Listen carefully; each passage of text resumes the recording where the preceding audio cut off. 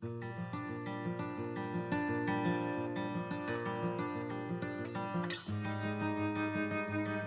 is April the 19th. Who was Saul? Let's find out together as we read 1 Samuel 8 through 10.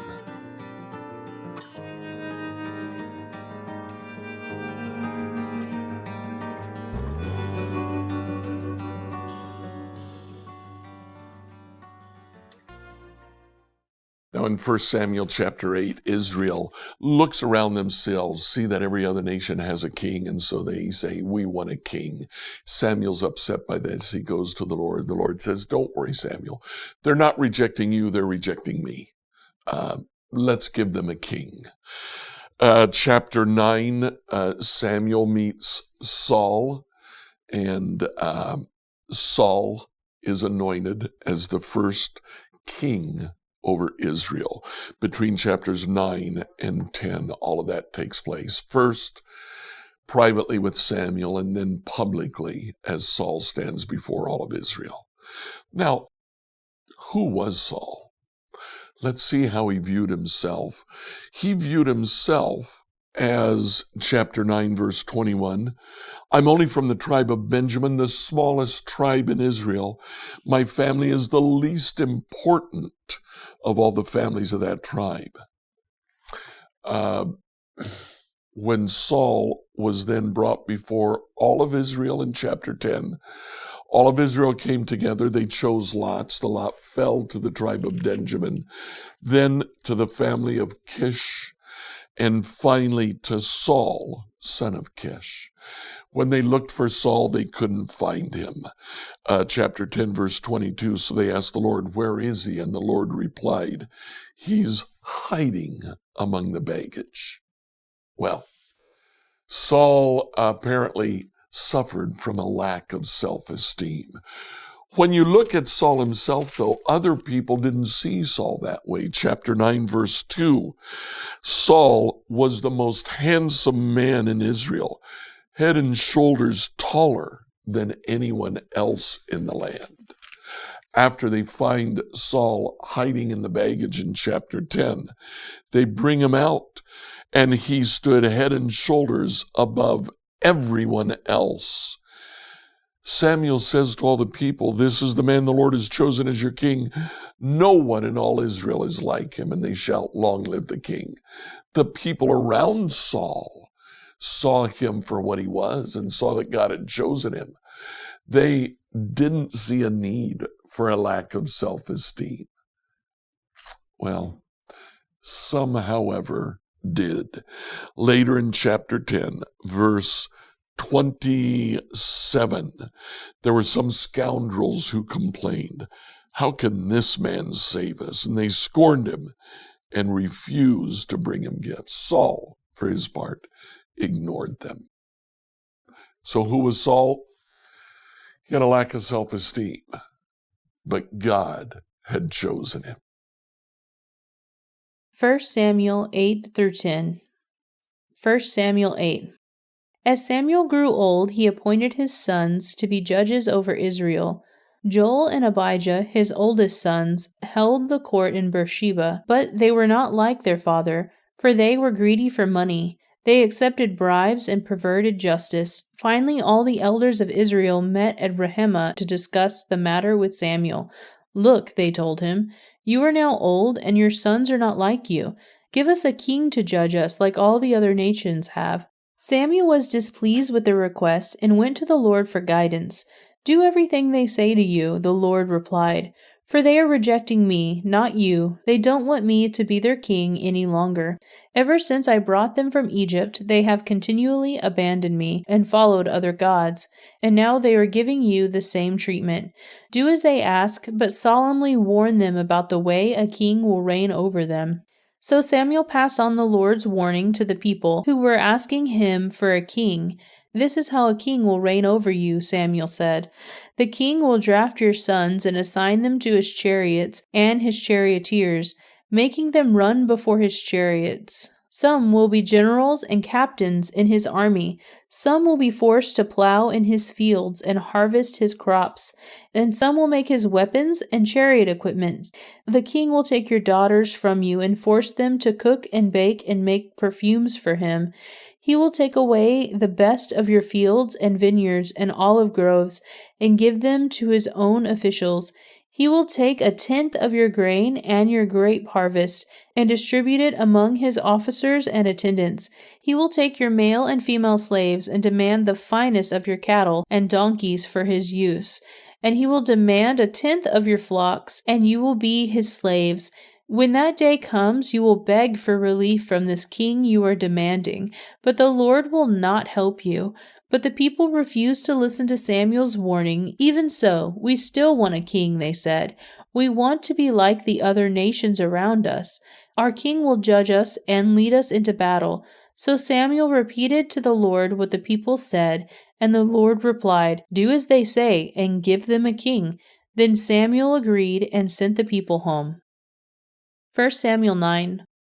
There was a wealthy, influential man named Kish from the tribe of Benjamin. He was the son of Abiel, and son of Zeror, son of Bechorath, son of Aphiah, of the tribe of Benjamin. His son Saul was the most handsome man in Israel, head and shoulders taller than anyone else in the land. One day, Kish's donkeys strayed away, and he told Saul, "Take a servant with you, and go look for the donkeys." So Saul took one of the servants and traveled through the hill country of Ephraim, the land of Shalisha, the Shalem area, and the entire land of Benjamin. But they couldn't find the donkeys anywhere. Finally, they entered the region of Zuph, and Saul said to his servant, "Let us go home. By now my father will be more worried about us than about the donkeys." But the servant said, "I've just thought of something. There is a man of God who lives here in this town. He is held in high honor by all the people because everything he says comes true. Let's go find him. Perhaps he can tell us which way to go." "But we don't have anything to offer him," Saul replied. "Even our food is gone, and we don't have anything to give him." "Well," the servant said, "I have one small silver piece. We can at least offer it to the man of God and see what happens." In those days, if people wanted a message from God, they would say, "Let us go and ask the seer," for prophets used to be called seers. "All right," Saul agreed. "Let's try it." So they started into the town where the man of God lived. As they were climbing the hill to the town, they met some young women coming out to draw water. So Saul and his servant asked, "Is the seer here today?" "Yes," they replied. "Stay right on this road. He is at the town gates. He just arrived to take part in a public sacrifice up at the place of worship. Hurry and catch him before he goes up there to eat. The guests won't start eating until he arrives to bless the food." So they entered the town, and as they passed through the gates, Samuel was coming out towards them to go up to the place of worship. Now the Lord had told Samuel the previous day, "About this time tomorrow I will send you a man from the land of Benjamin. Anoint him to be the leader of my people Israel. He will rescue them from the Philistines, for I have looked down on my people in mercy and have heard their cry." When Samuel saw Saul, the Lord said, "That's the man I told you about. He will rule my people." Just then Saul approached Samuel at the gateway and asked, "Can you please tell me where the seer's house is?" "I am the seer," Samuel replied. "Go up to the place of worship ahead of me. We will eat together, and in the morning I'll tell you what you want to know and send you on your way. And don't worry about those donkeys that were lost 3 days ago, for they have been found, and I am here to tell you that you and your family are the focus of all Israel's hopes." Saul replied, "But I'm only from the tribe of Benjamin, the smallest tribe in Israel, and my family is the least important of all the families of that tribe. Why are you talking like this to me?" Then Samuel brought Saul and his servant into the hall and placed them at the head of the table, honoring them above 30 special guests. Samuel then instructed the cook to bring Saul the finest cut of meat, the piece that had been set aside for the guest of honor. So the cook brought in the meat and placed it before Saul. "Go ahead and eat it," Samuel said. "I was saving it for you even before I invited these others." So Saul ate with Samuel that day. When they came down from the place of worship and returned to town, Samuel took Saul up to the roof of the house and prepared a bed for him there. At daybreak the next morning, Samuel called to Saul, "Get up, it's time you were on your way." So Saul got ready, and he and Samuel left the house together. When they reached the edge of town, Samuel told Saul to send his servant on ahead. After the servant was gone, Samuel said, "Stay here, for I have received a special message for you from God." 1 Samuel 10. Then Samuel took a flask of olive oil and poured it over Saul's head. He kissed Saul and said, "I am doing this because the Lord has appointed you to be the ruler over Israel, his special possession. When you leave me today, you will see 2 men beside Rachel's tomb in Zelha, on the border of Benjamin. They will tell you that the donkeys have been found and that your father has stopped worrying about them and is now worried about you. He is asking, 'Have you seen my son?' When you get to the Oak of Tabor, you will see 3 men coming toward you who are on their way to worship God at Bethel. One will be bringing 3 young goats, another will have 3 loaves of bread, and the third will be carrying a wineskin full of wine. They will greet you and offer 2 of the loaves which you are to accept. When you arrive at Gibeah of God, where the garrison of the Philistines is located, you will meet a band of prophets coming down from the place of worship. They will be playing a harp, a tambourine, a flute, and a lyre, and they will be prophesying. At that time the Spirit of the Lord will come powerfully upon you, and you will prophesy with them. You will be changed into a different person. After these signs take place, do what must be done, for God is with you. Then go down to Gilgal ahead of me. I will join you there to sacrifice burnt offerings and peace offerings. You must wait for 7 days until I arrive and give your father instructions."